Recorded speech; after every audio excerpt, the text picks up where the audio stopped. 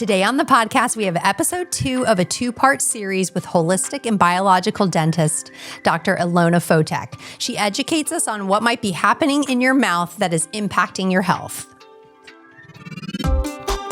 Hey there, and welcome to the Cinnamon Effect podcast. I'm your host, Kimberly, and I'm thrilled to have you with me on this vibrant journey of discovery and growth.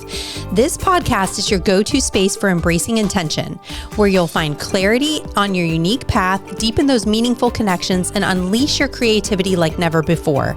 We'll explore how to build unshakable confidence and celebrate the beauty of gratitude, all while savoring the calm that consistency brings to our lives.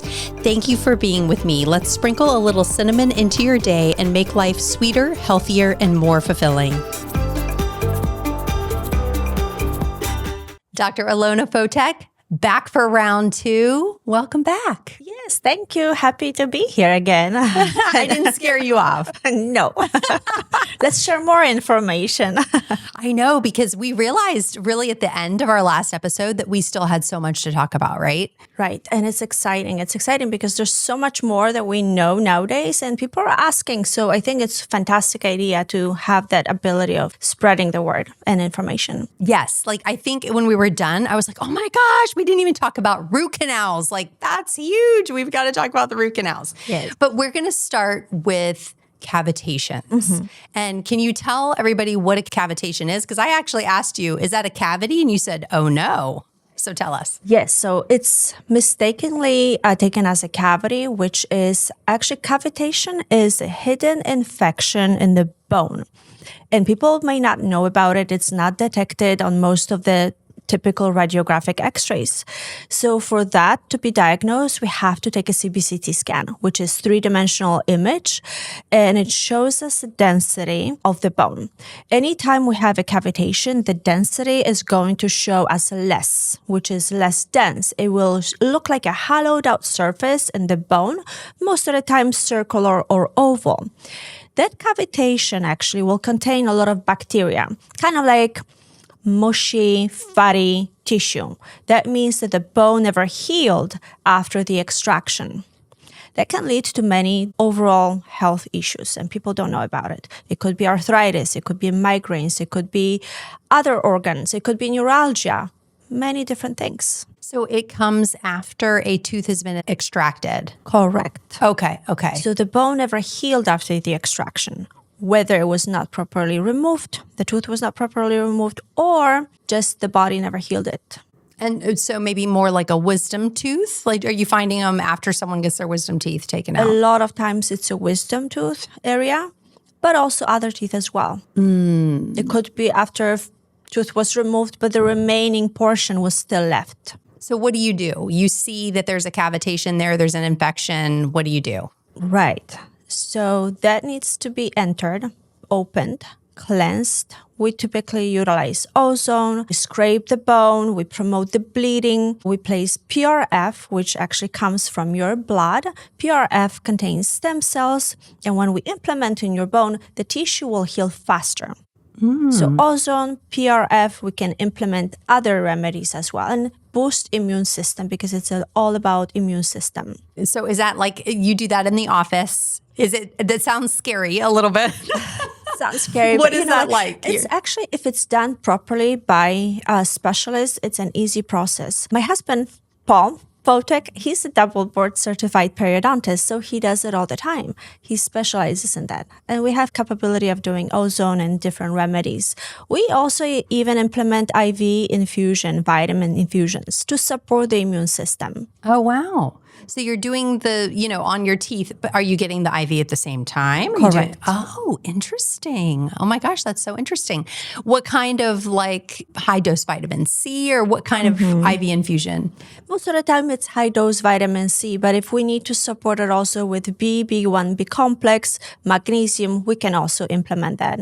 And afterwards, it's good to follow up with glutathione. Why would you do that? Because it's a heavy detoxifier. Okay. So once you do that and you inject, I'm assuming you're injecting the PRF into that area, how long of a healing process is that?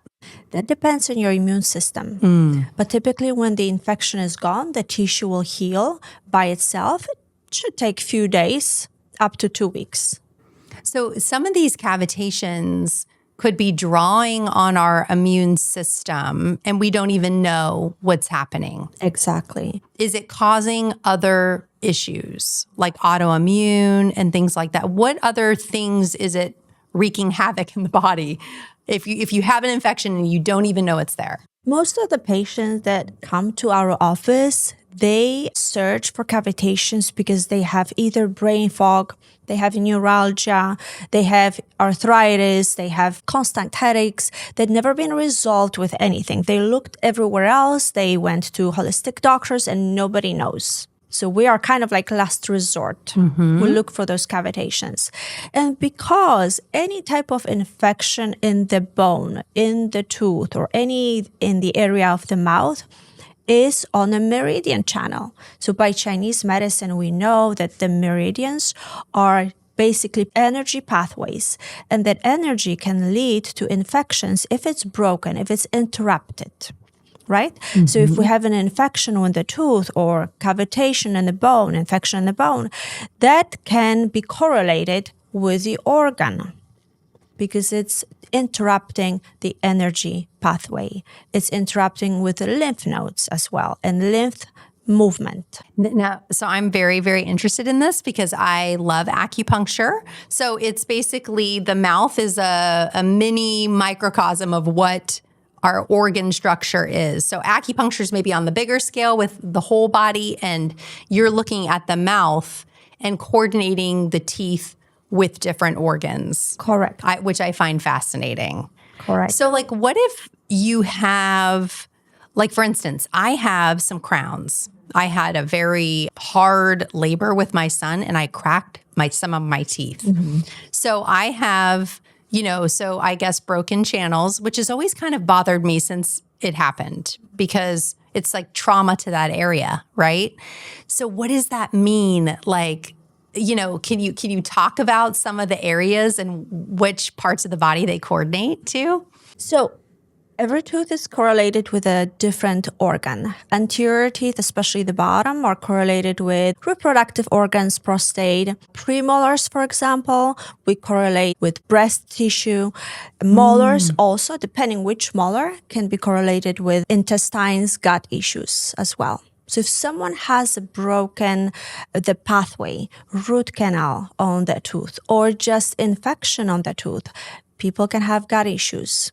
And I have had gut issues. So, you go down the road of maybe mold or, all these other things, but it could also be the teeth. Exactly.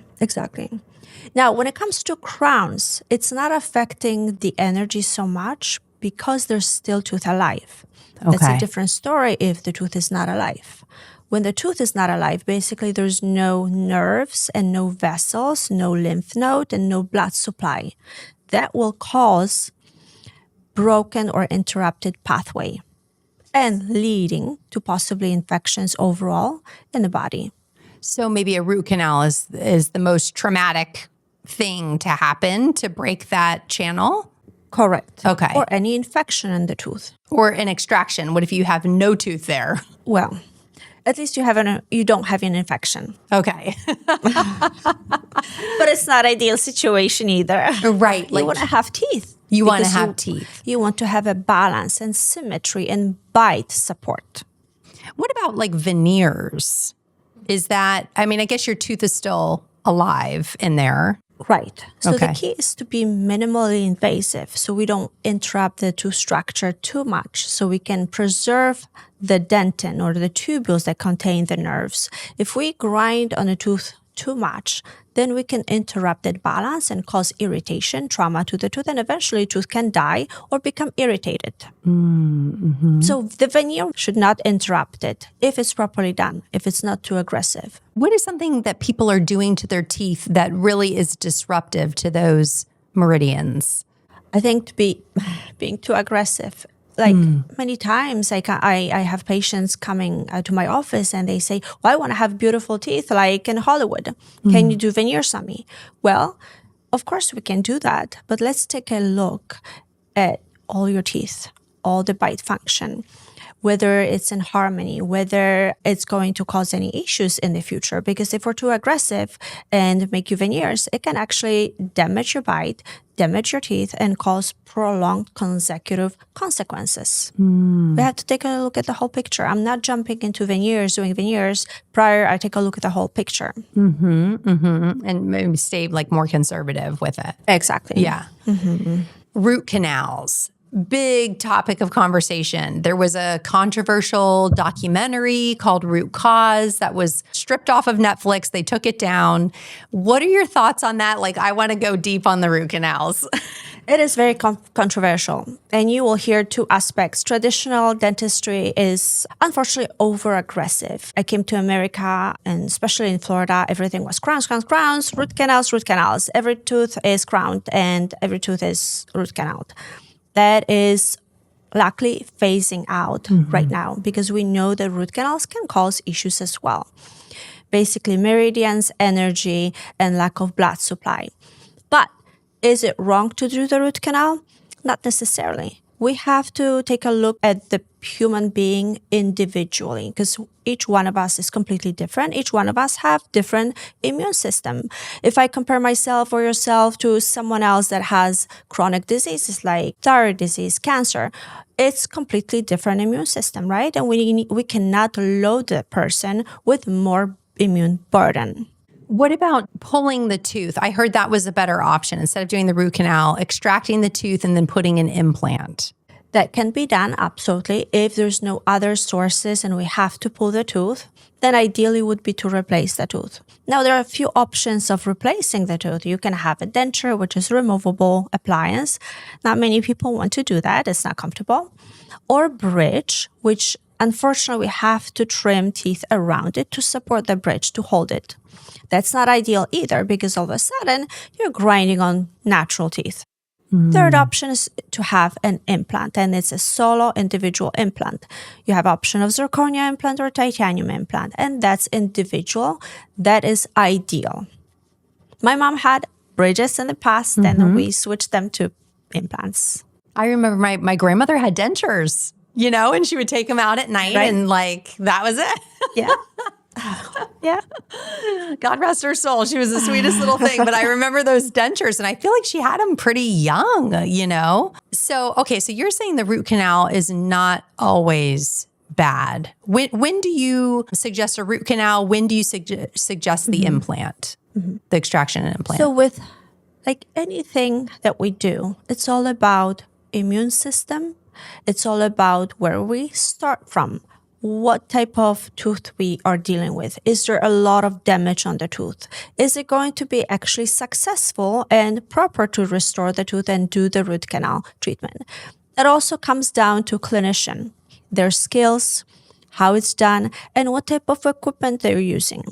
If my endodontist that I work with uses ozone, which is antimicrobial agent, ozone gas, ozone irrigation, if they use laser, and other equipment, that root canal all of a sudden has way better success than the root canal done, let's say, by person that doesn't do a lot of root canals, that don't have that equipment. Completely different outcome, right? Now, remember, each tooth has big canals and tiny little hundreds of tubules. When we are doing root canal, we're aiming towards the large canals. We're cleaning those large canals, but we're leaving those tiny little tubules, microscopic tubules, with still present, possibly, bacteria that are not killed, right? Unless we use ozone and laser and things like that. There's bigger chances of killing those bacteria. But nevertheless, there might be still remaining, and your immune system is trying to constantly battle that and kill those bacteria. If we have a good, strong immune system, the chances are great that we can still have the tooth and no infection. Now, if the immune system is compromised, then those bacteria are silent initially, and they can wake up and cause infections or possibly organ damages or brain fog or inflammation in the body. That leads to the cavitation that you were talking about before. Can. Okay. Absolutely. Absolutely. So we have to look at the whole picture. It's not just looking at one tooth. You have to analyze the whole body. You have to take a look at the saliva. You have to take a look at the bite of the person, blood results, lifestyle, supplementation. There's just a lot. Yeah, we talked about last time how you are very extensive. When people go into your office, you are looking at the supplements, you're looking at their blood work, which I'm sending you my most recent blood work, which I just got a couple weeks ago. So it's interesting that you can look in certain things and see that there could be an issue with the mouth or how you're taking care of the mouth. So let's talk about the implants, zirconium versus titanium. What's the difference? What do you recommend? So we have to analyze what type of implant, titanium implant it is. There's so many companies on the market and they produce titanium that is a mixture of different alloys. So not only titanium, but different metals. That can have negative effect because it's different ions, different conductivity, and it can actually get corrosion in the mouth. It can leach the ions, get corrosive, and can actually cause hypersensitivity within the body. Like a rusty tooth, like rust. Yes. That's what I'm thinking. Yes. You don't want a rusty tooth. No. No, you can actually have metallic taste, especially if you have other metals in your mouth. It could be mercury fillings, it could be metallic crowns. Then all of a sudden you have battery in your mouth. Oh, that sounds terrible. Right. Now, if you have pure titanium, it's a different story. It's way more biocompatible than the titanium alloy. Now, zirconium is the best material you can get because it's most biocompatible. It's not going to corrode, although it has flaws. Zirconium has not been as long-term studied as titanium has been. And we've been seeing more fractures, especially with patients who have been grinding, who have a very high intensity of the bite. They're clenching, grinding, or there's more predisposition. The bone is a little bit thinner. So there's flaws of that material, and we have to be careful what material is most suitable for the patient. Okay. So you have a choice, or do you only do the zirconium? We do both. Okay. We do both because we have different patients. We have younger, older, bodybuilders, petite people. So it really depends also on the bone structure. If it's for me, I would rather have zirconium. But I also clench. So, I wear night guard, for example. So we have to take risk of both. Yes. Yeah. Okay. Calculated risk there. Exactly. I think that when thinking about holistic dentistry and being a biological dentist as you are, I thought, oh, you're always anti-root canal or you're always anti this or anti that. But I think, in listening to you, you really take a stylized approach with each patient and what their needs are. And so you're not saying that the root canal has to necessarily be removed. Because so that's the thing. So if someone has a bad root canal, they're wanting to come back and potentially get all of that taken out, right? Or what does that entail? I have patients and sometimes young patients coming and they want to have the tooth pulled, tooth that has a root canal.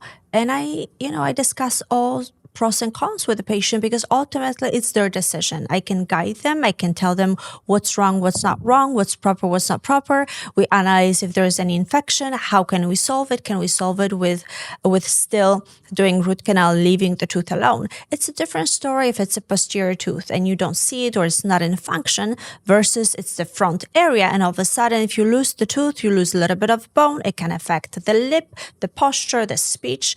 We have to analyze everything. Because all those decisions will have outcome in the future and it's irreversible. Once you lose the tooth, there's no going back.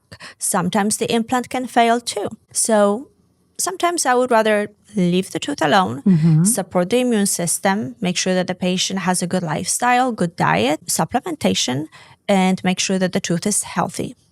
Even if it's root canal treated tooth. My mom is 70 years old. She has a couple of root canals and she doesn't take any medications. She does cold plunges. She's very healthy, very active. And so leave it alone. Leave it alone. Yeah, leave it alone. But it's best to have it checked. And I would suggest every so often, whether it's every 6 months, every year, have the dentist take a look at it. Make sure that there's no inflammation in surrounding area and just, follow up. Yeah. I remember actually after some of my friends had had babies that they had to go get a root canal. And I know that your teeth take a hit when you are pregnant because all your nutrients and everything are going to your baby, right? Do you want to speak on that a little bit? Something I just was thinking of. How can women maybe give their teeth extra support during that time? When we are pregnant, we go through constant recirculation of the hormones. A lot of the minerals are being pulled out, so teeth become a little bit more desiccated, more dry, less mineralized. We definitely need to reinforce the tooth structure by using proper hygiene, proper products, hydroxyapatite, toothpaste or rinses, and flossing really well. And of course, immune system needs to be supported and minerals as well. So taking vitamin D, vitamin C, phosphorus, different supplementation to make sure that the tooth can be restructured. Let's just put this way. So your question, going back to your question about, can you repeat that, please? Just how we could support, women that are in pregnancy, have their baby. I just noticed a trend actually with a couple of friends that I had to have root canals. And after I had my son, they sent me to an endodontist as well, determined I did not need a root canal, but I had those cracked teeth. So I ended up just getting crowns. But I can't remember how that all shook out at the time, but like our teeth are taking a hit after we have babies. Well, teeth can become more sensitive. And what happens is when we have tooth sensitivity, we instantly think, oh, we need a root canal. Oh, we need something drastic. Not necessarily, because that sensitivity, even pain, even if it's a throbbing pain, not necessarily means that we have to kill the nerve, take the nerve out and do the root canal. Actually, my husband, he had a severe toothache. Just out of the blue moon, he was under stress. He was clenching, grinding. He had a trauma to the tooth. And he was like, oh my gosh, what am I going to do? Do I need a root canal? And I said, no, let me take a look. There's no infection. It's a virgin tooth. It's just you're constantly pounding on the tooth. So we fixed the bite. I had him on a night guard. 2 months later, tooth is perfectly fine. Interesting. But if he had gone to some other traditional dentist, the dentist would have said, well, let's do the root canal. Yes. So you have to be careful and you have to be, your own advocate and analyze things before you jump into the too aggressive treatment. Yes. And actually, I think my husband had a root canal. Really, maybe he didn't need it and has had problems with it since. Right. So he's going to come see you and get that figured out. Do you want to talk about the different testing that you do, the bristle test, the saliva test? Tell us what the importance is of all of that. So on the market, we have a few tests. There's bristle test, oral DNA test, IDX test, and each of them are having different panels of the bacteria or fungi. Those bacteria that we're testing are leading to infections. We all have bacteria, right? And everything needs to be in balance. So our immune system needs to be strong enough to be able to support the good bacteria that are fighting against the bad bacteria. But when we have this balance, which shows up in the mouth by like thick saliva or coating on the tongue or lots of cavities, then it makes me thinking, okay, so something is wrong. There is disbalance, dysbiosis. Let's check it out. Let's see what happens, what type of bacteria we're having so we can aim and kill those bacteria or balance everything out. So in that situation, I use recently IDX saliva, although I've used also bristle and oral DNA as well. Each of them have a little bit different panels. A lot of my patients nowadays also have candida, which not necessarily shows on the tongue, but the saliva is thick. And the candida is like a yeast, right? And causes sugar cravings. That is a tricky one. And it's actually kind of hard to get rid of, isn't it? It's very hard. And you have to work with holistic physicians as well to make sure that the gut is cleaned up and the diet. So once you see something like that in a patient, are you referring them to functional medicine and functional medicine practitioner? Yeah. Ideally, yes, because it's a continuation of the lifestyle and the supplementation. And I want to make sure that the patient is well taken care of. But initially, I'm the one that will support the patient. And I will be the one to educate what's best, what type of a diet elimination we should do. And I will guide the patient with what supplements we can use for that. Yeah, you have you have a lot of supplements. When I went into your office, it's definitely unlike anything I had ever experienced at a dental office. So I think that's really important and special that if you have gone down the route of functional medicine and you know how they're testing, this is 100% supporting that same mission. Right? It's like very cohesive. Right. And if you haven't gone down that route and you say, come to visit you first, then, then there's a whole new world opening up, I feel like, in functional medicine and tackling some of the issues that you discover. Right. And for some people, I have those patients and sometimes it's too overwhelming. Yes. They are not used to it, right? And all of a sudden I discuss with so many things, change this, change that, add this, add that, and it may be too much for them. So then we have to step back a little bit and spread it out, make it more approachable for the patient. It is a lot, but we can't fix everything within a day, right? It grew up, those bacteria grew up, the issues grew up, and it took a long time to get where they are. It's going to take some time to resolve that. Be patient. Exactly. Be patient. What is the bristle test for? The bristle test tests bacteria that are responsible for the gum disease, periodontal disease, cavities as well, and candida. There's different panels, and you can add on depending what patient needs. It's quite extensive. It's a great test, and they also support the patient with probiotic. They have their own bristle probiotic as well. But you have to be careful because if you have the bacteria that are responsible for periodontal disease, then the probiotic needs to be aimed towards those bacteria. If you have bacteria that cause cavities, then the probiotic needs to be appropriately chosen for that type of patient and those bacteria. So you can have your regular probiotic that, say, a lot of people are taking probiotics now, right? But this is something that's more specific to the oral. Yes, it's more individualized. Okay. Yes, I have one. I have one from you that I have to still start using it. See, that's the thing. It does take time. And I am that type of person where I will have something. Now, I've implemented the new floss, the new toothpaste, the mouthwash. Yes. What was that called again? I forget. Stella Life? Yeah, the Stella Life, which I love, actually. Tongue scraping I was already doing, but I'm doing it more religiously now. So I'm doing so much, and we talked about this in episode 1 that we did, which was very important because that's really up-leveling the whole, your whole oral routine. But, there's other things that just take me a little bit longer to implement. It's like if there's like any kind of pill or vitamin involved, that's going to take me some time to figure out how to like integrate it into my routine. Right. It's all about get there. I'll get there. It's all about the schedule and structure. You are structured. Yeah. But we get busy. We're moms. We have business, right? It just gets busy. Yes. I don't even have time to take all those supplementation every day. I know. It is. It's so, gosh. Yeah, like this morning. I mean, I took a couple as I was running out the door, a couple of my supplements that I feel like are more like I have to have those. And then there's some other ones that I'm like, oh, when I have time and I can gather them, then I take those. But I know that's not the best way to do it. We all know that the diet is the most important aspect, right? A good lifestyle and diet. And then everything else is additional.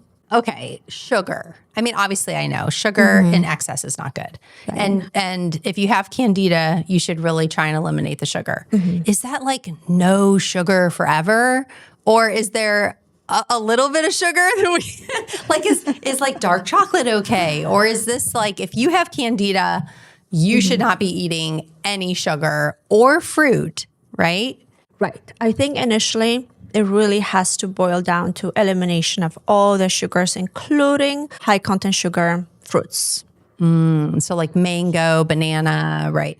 But maybe berries are okay? Berries are better, but still, initially, I would just start juicing, cleansing, supplementation for a month.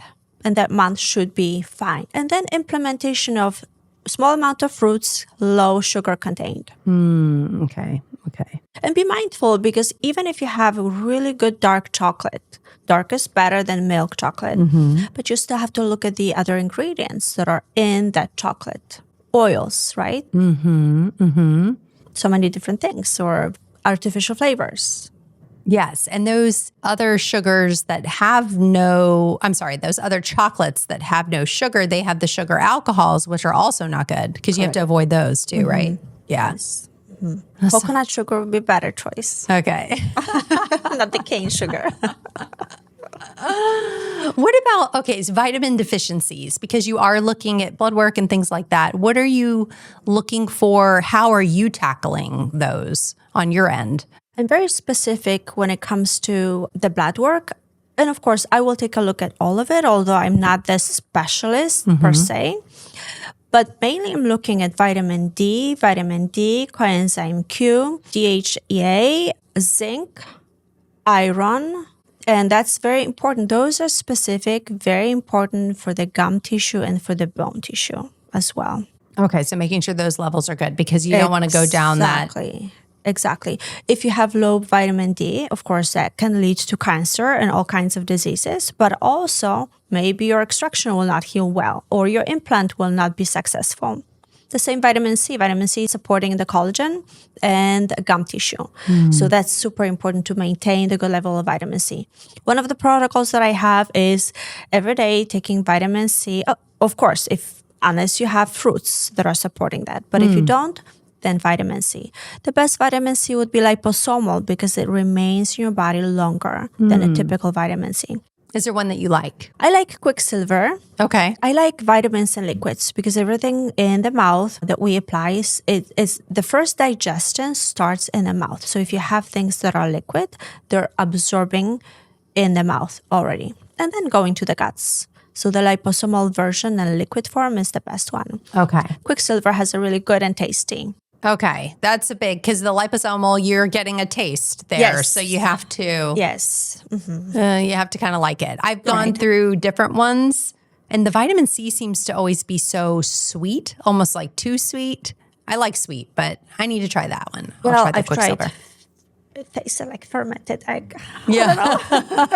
No, the one that I like, it does not taste bad. It's really good. Okay, I'll try that. Now, the vitamin D should have vitamin K as well at the same time. And that helps with the absorption of the vitamin D. Is that Correct. right? Yeah. Okay. Correct. And then vitamin A. Actually, all those A, D, E, K vitamins are super important and they all should be taken almost together.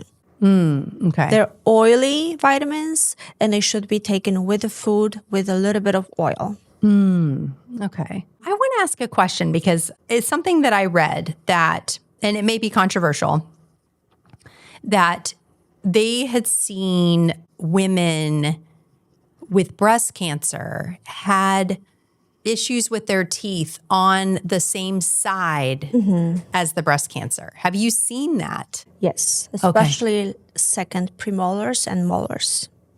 We had few patients with breast cancer. They had root canals on those teeth that were infected. Wow. So that's why it's so important to make the decision whether we're keeping the root canal or not based on your medical history. Wow. So they had cancer prior to coming to you, and then you make that correlation. Exactly. Wow. And my decision whether we're keeping the tooth is clear. Okay, you had cancer, right? It's not the right choice to keep that tooth. That's so interesting. And so the meridian of that is the breast. Correct. The premolar and the molar. Yes. Wow. The premolar, that's something that had fallen out prior? Like premolar? No, I'm thinking like when you're younger. Like centrals, okay. canines, 2 premolars, molars, 2 molars. Oh, okay. So just before the molars. Okay. Yeah. What about wisdom teeth? Do people really need their wisdom teeth pulled? Or is that done in excess as well? It's funny, I get the question almost every day. Yeah. And I don't like taking any teeth out if I don't have to. Now, here's the situation. Many times we just don't have a space for those wisdom teeth. So they come in, they're partially covered by the gum tissue. They cause a lot of infection on the gums, and the hygiene is super compromised there. People can't clean. There's a lot of debris, and that can actually affect the tooth next to it. That would be an indication to take that wisdom tooth out, because we simply cannot deal with that. We cannot keep it clean, and it's causing more issues. It's funny. I feel like I don't hear as much people getting these wisdom teeth pulled. But when I was younger, it was like, when are you getting your wisdom teeth pulled? Like everyone was going through that rite of passage of getting your wisdom teeth pulled. And I got mine pulled later. I was like much later than everyone else. Right. But it's the same with premolars. Like orthodontists would be taking the premolars out to create the room. And that's a big no-no nowadays because we want to keep those teeth. We want to expand the mouth instead of crunching everything in and have issues with airway later on. So yeah, absolutely. I wouldn't take, and the same situation with tonsils. Remember those days? Tonsil removal was the thing. You had like a couple colds and they were like, you need to get your tonsils out. Like what? Right.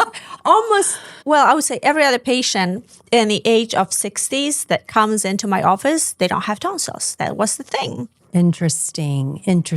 Yeah, the things that we didn't think twice about. Leave your body as intact as possible. I think that's like my, Because human being has ability of healing if we create a proper terrain, right? Proper biofilm, supporting the good bacteria. Low stress, good lifestyle.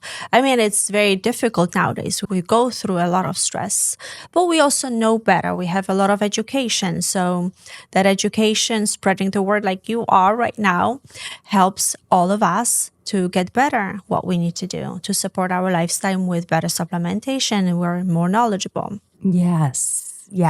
I love really how you look at everything. So I appreciate you explaining everything to us here. The whole smile approach. Let's talk about that. I think we touched on that in part 1, but let's go through that a little bit more. So it comes down to looking at the whole picture from the childhood to the adulthood. I have a lot of children coming to my office and they have bedwetting. They wake up at night. They can't focus. So all of a sudden, they're being misdiagnosed or maybe properly diagnosed, but I think a lot of it is misdiagnosing with ADHD or lack of focus. They are congested. They have sinus inflammation, huge tonsils. So then I have to take a look at the whole aspect, right? Well, let's not remove those tonsils. We need them. It's an immune system that is in the tonsils. We want the tonsils to be remaining. But let's eliminate what's causing inflammation, whether it's environmental, whether it's food allergies, dairy, nightshades, right? And let's take a look at the arch form.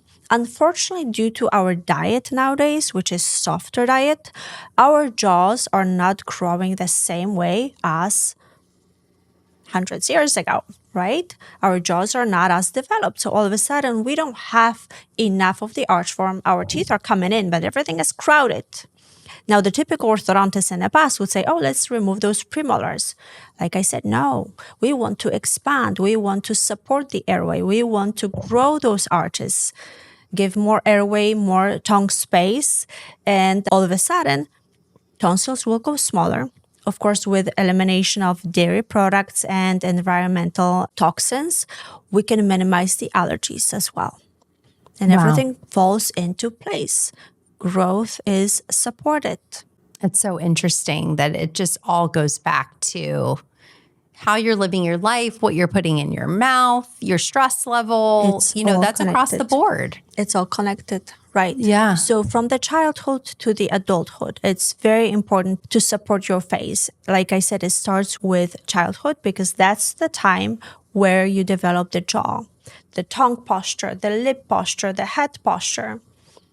If you have that proper, then you have symmetry, you have balance. The bite is balanced as well. The forces are balanced. So we did touch on it a little bit, but you put in an expander, is that right? And kind of... Correct. So depending at what stage of the child it is, we have different appliances from, we call those munchies, myofunctional devices, to more robust devices. Along with that, it's super important to look at the tongue tie, lip tie, and implement possibly myofunctional therapy. Or if there's a tongue tie or lip tie, we need to release those to have more freedom for the child to move around with those big muscles. Mm-hmm. Now, when you said the muncher, is that something that they actually like chew? Correct. I've seen those for adults. Something to that effect, I think. Right. So they almost look like sports guard. There's more softy. The idea is to place it in and wear it at least a few hours a day and all night. It holds the jaws together, keeps the lips shut, and trains children to keep their lips shut. And also, as you kind of clench on it, it's promoting the growth of the jaw. That's an initial stage. But if we need a robust appliance because there's no room and patient is bedwetting and waking up or not breathing or have a sleep apnea, then we need to expand it right away. Then we implement the more metallic appliance, something that can do the job faster. So interesting that it could be, just your bite in your mouth could have something to do with bedwetting or not being able to pay attention in class, right? Exactly. That's amazing to me. Exactly. And it's such a big thing right now nowadays. I actually had a patient this week that was bedwetting, was snoring, was grasping the air, and we're going to implement the appliances. And I know it's going to help. Yeah. What age, roughly? Well, that child was 6 years old. Okay. It's an ideal time to implement. Now, sometimes if I can get the patient earlier, great. But many times, I guess moms don't realize it. It's hard. It's hard to realize that your child is not grasping the air. I think you look for other solutions first when you have that solution right in front of you. But that's why it's so important. Bring your child to the dentist early to have those things diagnosed early enough. How early? I would say whenever you have the first tooth coming in, bring it in, get the child familiarized with the environment, how easy it is, how pleasant the dental office and procedure can be. Yeah, isn't that, that's probably half the battle too. It's just like, the dentist is a nice person. Right. But also the key is don't say words like, oh, it's not going to hurt, it's not going to hurt. Don't say that, the word hurt. And I hear it all the time. That's so funny. Don't even bring it up. No. Oh, that's so funny. Oh my gosh. Dr. Fotek, I want you to give us maybe a roundup of your top dental tips, from maybe something to use to something we should be doing. Lay it out there. What do we need to be doing for like primo oral health? I think everything is very important. Everything. But it starts from proper hygiene. You have to do what you have to do at home to support the healthy mouth. We in dentistry, whether it's hygiene or fixing, we're fixing already the problem that is existing from what you did before, right? So food selection, be your own advocate, and proper hygiene is the most important thing. And when you see the dentist, I think you should question first whether the dentistry is the right choice. And we, as human beings, we typically have an internal feeling, right? What's right for us. And get the properly educated dentist, because the more educated dentist is, the broader knowledge spectrum is. I can give you an example. Like, I go to so many different courses, and if I had the knowledge from when I was out of my school, I remember myself, I didn't treat patients the way I'm treating right now, because right now I have better knowledge. I have more resources. I ask questions, and my treatment is completely different than it used to be back in the days. That's interesting. You've evolved over time. Exactly. Even like last week, I went for a course for neural therapy. I think it's evolving, and that's one of the things that you can actually diagnose or co-diagnose if the problem with the organ is correlated to that tooth. So all those things are just like, the more you know, the better you are, and the better you can help patients. So going back to that original question, I think you should look for the dentist that has extensive knowledge. I love that. What do you see for the future? Do you see like dentistry going in a certain direction? Is there something that you would love to implement eventually? Where are you thinking? I am so happy to see that nowadays dentists are looking into whole picture, not just teeth. And that's how it should be. That's how it was back in Poland. My dental school started with first 3 years of medical. So I had to assist with C-section. I had to be in OBGYN department. Really? everything. That's amazing. First years. Unfortunately, it's phasing out slowly, but that's something that is missing here. In dental school, we dentists are so selected and that apparently we treat only mouth, and that's not the case. We have to treat, or at least we should look at the whole picture.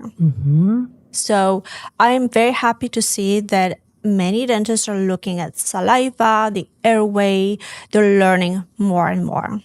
Wow. I love that you assisted with a C-section. But like what a, holistic view of the whole body and everything. It wasn't fun. No. Did you have a C-section? No. I was lucky. No. Oh my gosh. I did. I do not want to know what that looked like though. Oh, and breastfeeding. Oh my gosh. Yeah. Yeah, that's the best thing you can do for your children. So women out there, try to breastfeed. I agree with you on that. I breastfed very long time. It's the best thing I've ever done in my life. So happy that I did it. And I almost gave up on day one because I was having complications, feeling really rough after childbirth. And I said, I can't do this. And I had a doula and she said, just take it one day at a time. And I did. I took it one feeding at a time. And then I ended up going years. So I was very, very lucky. And I feel just very grateful to have that experience too. And that develops the jaw. Exactly. So the jaw that you're talking about that is maybe weaker in these modern times because we're not chewing our food, we're not chewing hard food. That helps with breastfeeding helps with developing that jaw. Correct. And if for any reason the child is not latching, don't give up. Just look for solutions. Perhaps it could be lip tie, tongue tie, right? Don't give up. Just keep going, keep asking, look for resources. Yes, my son had a tongue tie. We got that clipped. He was 5 days old. And it changed the whole breastfeeding journey after that was clipped. So I am an advocate for that big time. And you know what? Honestly, when I was in the hospital, the lactation consultant came in. I could smell cigarettes on her, first of all. She was so rough. I'm not going to divulge where this was, but she took my son's head and was like, I just, if I had to gauge breastfeeding on that experience, I would have been like, oh no, I'm sorry. I know, it was not great. And so, that's important too. I think in the hospital, a lot of times you're not getting the best view of nursing. And what is that organization? My doula was a part of it. La Leche League. Oh, yes, that's right. Yes, the La Leche League. And you can seek support at one of those places or one of those organizations that's local. Because I did always see her. She was the leader of her La Leche League. And I luckily had her in my home so she could help me. But, thank goodness I did. And I think that's an important point too. If we're talking about breastfeeding, I could go off on this all day long, but I think that we are, again, looking for the quick fix. Oh, my teeth aren't great. I need veneers. Or I need to lose weight. I'm going to do GLP-1. All of these things, taking this, I'm going to call it the easy way out and not putting in the work.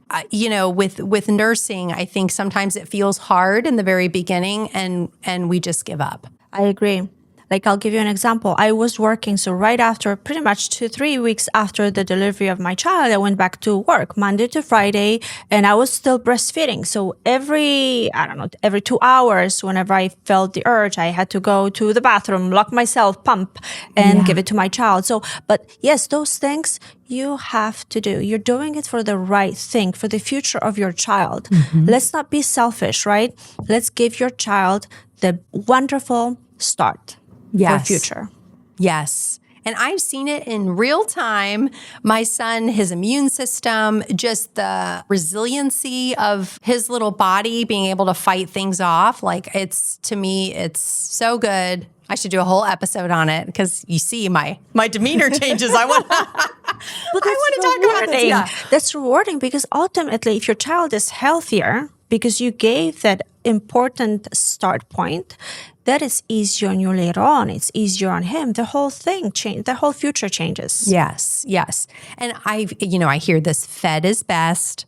I understand that. Of course, we're not saying don't feed your child if you can't breastfeed. That is not the point of the conversation. Yes. The conversation is if you can, and know that it's not going to be easy. Nobody ever said it was easy. Or maybe that's, some women think it's supposed to be easy and it turns out not to be easy. And then they just say, well, it wasn't for me because it wasn't easy. Right. No, it's hard. Right. There's bloody nipples. There's the crazy things happening, Infections, mastitis. Cabbage. Oh my gosh. Right? There is a whole mess of problems. Right. I had mastitis a handful of times, and that is, you feel like you've had the worst flu of your life when you get it. I had it too. Yeah. I had it too. But we're not alone. Yeah. We have each other, right? We have people that are helpful. We have resources. Mm-hmm. So if you're struggling, if you think it's end of the world, it's not. Mm-hmm. Ask questions, get the proper support. Mm-hmm. Mm-hmm. Amen. We took a turn from the mouth to the breastfeeding. I'm here for it. I love it. Let's talk about something else. Vagina rejuvenation. Just kidding. We should actually. We should. It's funny, but the laser that we're using for facial rejuvenation, actually, photonal laser, originated from vagina rejuvenation. Really? Okay. And the whole Europe is becoming so popular about it. Oh my gosh. Okay. So I need to do an episode on that, I think. I'm all curious. of a sudden followers up. I know. No, I heard this whole thing with in menopause, your vagina actually starts to atrophy. I'm like, oh my God. Crazy. That's crazy. On that note, Dr. Ilona Fotek, this is a great episode. Thank you so much. Thank you for helping us up-level our oral routine. Dental Healing Arts is your practice. dentalhealingarts.com, right? So they can reach out to you. And I thank you so much for being here. Thank you so much for having me here and being able to share. Thank you. Thanks for tuning into this episode of The Cinnamon Effect. If you enjoyed our time together, don't forget to hit that follow button on your podcast app and sprinkle a little love by leaving us a 5-star rating and a quick review. Your support means the world to me. For even more goodness, check out the show notes where you'll find links to some of my favorite products. And don't forget to visit thecinnamoneffect.com to connect with me directly or to grab your TCE Gratitude Journal, your next step towards a more grateful life. I can't wait to spice things up with you again next time. Stay vibrant, stay inspired, and remember to add a little cinnamon to your life every day.